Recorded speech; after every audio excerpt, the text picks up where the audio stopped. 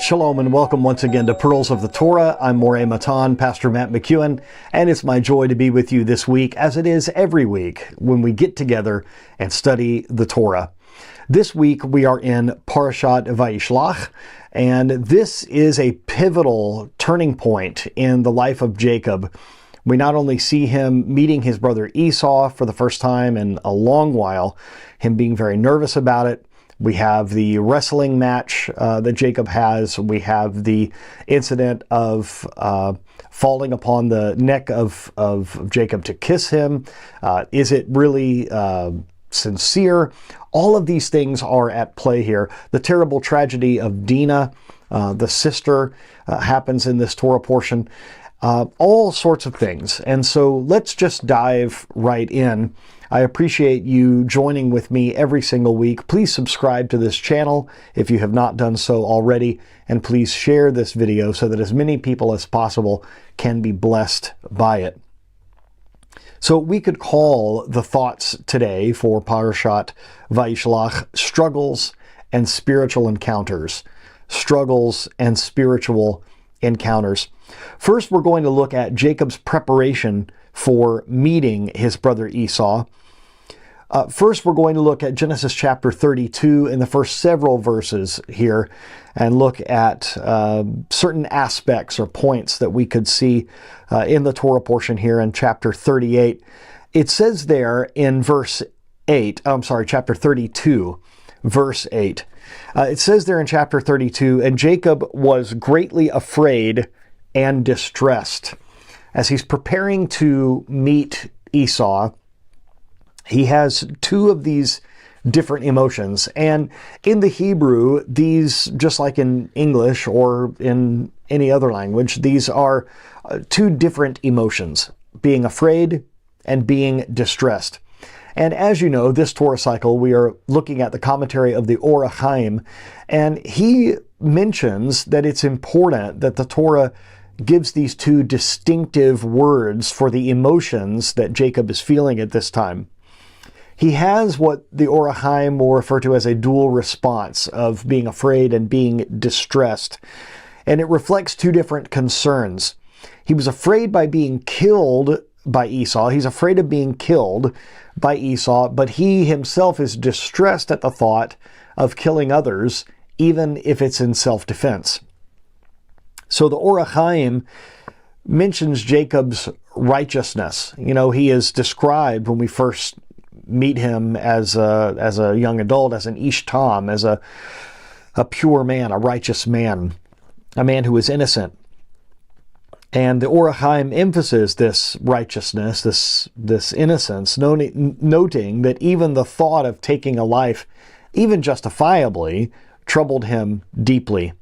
And this highlights Jacob's profound commitment to being spiritually righteous, to having integrity, and to have his morality intact. It is interesting to me that he has these two emotions at the same time, afraid of being killed, but not wanting to kill someone else. Psychologically and emotionally, as human beings, we can have within us multiple emotions going on at the same time. As many of you know, my bachelor's degree is in pastoral counseling, and it is not uncommon when we go through a difficult situation, a trying time, a tragedy, a trauma in our lives. It is not uncommon for us to have a multiplicity of emotions going on at the same time. And this sometimes in itself can become distressing to us, this idea of not really knowing how to feel. And I am always impressed that the Torah brings out the humanness of these patriarchs. These are not people that the Bible speaks of in terms like propaganda. They are flawed. They are human. They are afraid and distressed. And I think that's very important for us to remember. We can't put these people up on pedestals. We need to emulate them as spiritual heroes, but realizing that they are just men and women. They are just people like you and I. And we can have the same sort of victory that they have in their lives that are played out in the stories of the Bible. I think that's so important for us to remember. Number 2, Jacob's strategy: prayer, preparation, and gift. So it says here in chapter 32, continuing on in verses 10 through 13, I'm unworthy of all the kindnesses and truth that you have shown your servant. So Jacob is giving this earnest and honest prayer. I think this is the appropriate response. When we're afraid and distressed, what should we do? The first thing we should do is to pray. But he doesn't just pray, he prepares, and he also gets ready a gift. And if you'll remember, he divides his people up into 2 groups. He's sending people ahead of him to meet his brother, to give him these gifts. The Or HaChaim points out that Jacob's prayer is a model of humility and gratitude. I always like to tell people that before we ask God for something, we need to thank him for what he's already done. We need to approach him in gratitude and thankfulness for what he's already done and already doing in our lives. You know, in the Siddur, we pray that prayer that says that we are thankful to the Lord for his miracles every day, evening, morning, and midday. He gives us miracles every day, and his mercy is new every morning. Let us not forget to be thankful before we ask for one more thing. So the Or HaChaim interprets this acknowledgement of unworthiness as an expression of concern that his past sins might negate divine protection. This, once again, is, I think, a normal human response and a normal human emotion, being worried that our past sins, our past transgressions and mistakes even, might affect our future. By dividing his camp, sending gifts, and praying, Jacob employed both spiritual and practical strategies, balancing faith in God with personal responsibility. You know, there is this Jewish tradition that says that we cannot count on a miracle happening at the last moment. And what this tells me is that when we pray for something, we need to give we need to have a door within our prayer that allows the Lord to say no. Not that we allow the Lord, but you know what I mean. That it allows for the caveat that the Lord may not answer the prayer in the way which we would prefer. So there are some times where, perfect example, where someone gets a terrible diagnosis of a sickness, of a disease, maybe a late stage cancer.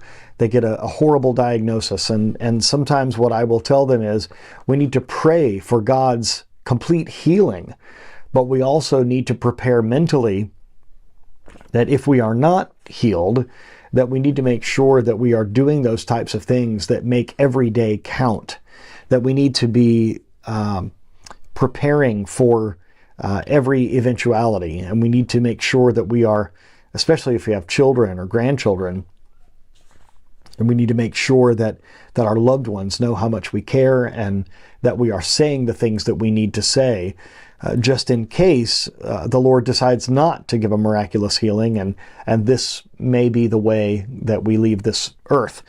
So this, I think it's good to prepare for possible disappointment and tragedy, but to pray and to hope for the best outcome, for a full and complete healing. Now we come to point number 3, Jacob's struggle with the angel. In Genesis 32:25, it says, "And Jacob was left alone, and a man wrestled with him until the break of dawn." Now, in Or HaChaim's commentary, this man is identified as an angel, specifically Esau's spiritual representative. Or HaChaim explains that the struggle was not merely physical, but symbolic of the ongoing conflict between good and evil, represented by Jacob and Esau. Jacob's victory symbolizes the ultimate triumph of righteousness, but his limp signifies the enduring challenges and scars that come with struggles. Now, it is fun for us as believers to theorize and postulate as to who he is wrestling. Some will say that this is an angel. Some will say it is Esau's guardian angel. Some will say that it is Hasatan, and some even have a belief that it is Messiah. Whatever belief that you have, of course, the Or HaChaim thinks that this is the spiritual representative for Esau, the guardian angel of Esau. Whatever you believe about this, this is definitely more than just a man that he wrestles with. It is interesting, Rashi and other commentators tell us that the reason this being says that it has to leave, it is almost daybreak, is when the angels are all giving praise to God, and they don't begin praising God until we begin praising God in the morning. When we do our shacharit prayers, they take the cue from us. What a wonderful thought that there is for lack of a better term, a worship service, a prayer service that happens with the angelic beings, and they take their cue from humanity. Number 4, the renaming of Jacob. This is yet another momentous part of this Torah portion. Some may even say that this is more significant than the wrestling, maybe even more significant than the gifts and these other aspects of the Torah portion. This is huge. It's a change of identity, and in a way, perhaps a change of mission. So it says here in chapter 32, verse 29, "Your name shall no longer be Jacob, but Israel, for you have struggled with God and men and have prevailed." So the Or HaChaim says that the name change to Israel reflects Jacob's elevation to a higher spiritual status. Or HaChaim notes that the name Jacob, Yaakov, implies a follower or supplanter, while Yisrael, Israel, signifies direct engagement with God and men. This transition marks Jacob's transformation into a figure of leadership and divine representation. This is important for us to note because from here on, sometimes you will see two namings. You will see a verse that maybe has a corollary with it, that it says, this and this, O Jacob, this and this, O Israel. And you will think, well, that is the same person. But what is interesting is when we refer to Jacob as the people, and when we refer to Israel as the people, when God is talking about the people of Jacob, the rabbis tell us that this is the name used when they are not living up to their full spiritual potential. But when they are referred to as Israel, this is when they are spoken of in their maturity, in their fullness, in their full mission that God has for them. So we need to be making sure that when we read these scriptures, we're seeing the deeper meaning there of Jacob means one thing, Israel means another. And then we come to number 5, Jacob's encounter with Esau. So he sends the gifts ahead. He finally sees his brother face to face. Is he going to kill him? And this is what happens there in chapter 33, verse 4. It says, Esau ran to meet him, embraced him, and fell upon his neck. Now, there's a word there, and he kissed him. Vayishlach is this word. But what's interesting is, if you spell this word with a different letter, when it is spelled with a kuf rather than a kaf or a chaf, it has a different meaning. When it is spelled one way, it means and he kissed him. But even though it's spelled differently, it's pronounced the same. When it's with the other letter, it means and he bit him. Very interesting. So the ambiguity of Esau's embrace and kiss has led to various interpretations. Or HaChaim highlights Bereshit Rabbah's commentary that the kiss could be interpreted as insincere or momentarily genuine, that he didn't really mean it. Now, what's interesting is this word "and he kissed" has dots above it. Dots above the letters, and this is to grab our attention and to make us pay attention to the reading. And there are many different interpretations as to why we should be paying attention to this word. One is that yes, he kissed him, but he didn't mean it. He was giving a greeting of a kiss, but it was not sincere. This, of course, reminds us in the Brit Hadashah of Judas, of Yehuda, the betrayer who greets Yeshua in the garden with a kiss. But it is not a sincere kiss. It is a betrayer's kiss. So that's one interpretation. Another is the one that I've just mentioned to you, is that he did not go to kiss him, but rather to try to bite his neck and kill him. However, the rabbis tell us that something miraculous happened, that Jacob's neck became like marble, and Esau broke his teeth on the hardness of Jacob's neck. It's really quite interesting, the different interpretations that we have here. Now, the Or HaChaim does emphasize that Jacob's spiritual preparation ensured divine protection, and that even Esau's hostility was subdued temporarily by God's intervention. Now, something that we should mention, of course, and we just talked about it last week in our Torah study, that Esav, is a symbol of Christianity, and that Jacob is a symbol of the Jewish people. Now, they do have this momentary reconciliation, but then they each go their own way. Now, if it was a real reconciliation, why are they separating again? And so the rabbis ask this question: shouldn't Jacob have tried to rectify the soul of his brother Esau? And the answer is yes. There should have been a restoration. There should have been a rectification. Esau, even in the womb, would leap in his mother's womb when she passed by an idol's temple. And Jacob would leap when she passed a Beit Midrash, a house of study. So Jacob had this struggle with his brother where they were interested in different things. Jacob in the things of the Torah and of study. We read there that he was a man that dwelt in tents, and we see from the rabbis that these are the tents of Shem and Eber that taught him the Torah.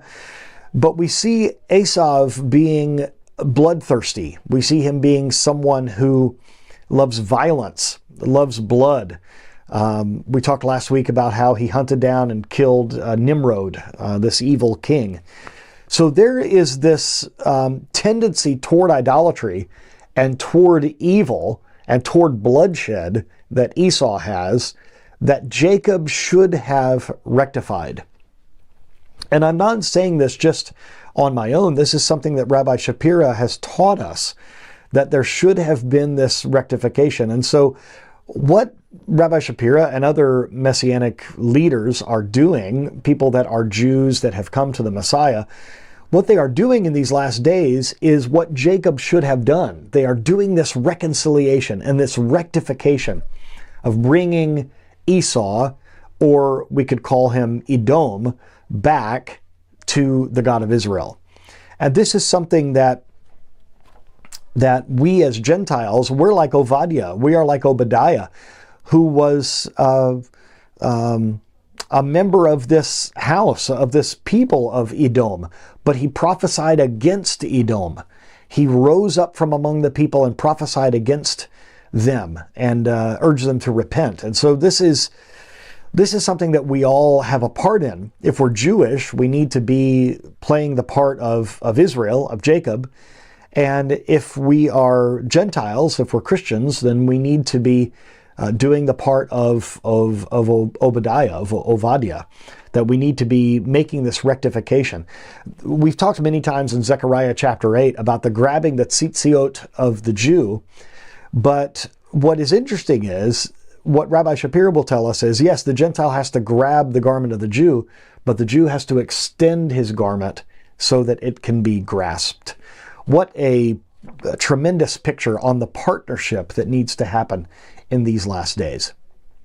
I pray that this Torah study has been a blessing to you, and pray that you would read through it yourselves and even delve into some of the more difficult passages that we did not have a chance to get to here, especially the assault on Dinah and her capture, the slaughter of the men of Shechem by the two brothers. This is something that It's difficult for us to read, but it all plays a part in the overarching story of Israel and of the Torah. Thank you once again for joining with me. Once again, I'm Moreh Matan, Pastor Matt McKeown, wishing you all the best. Shalom.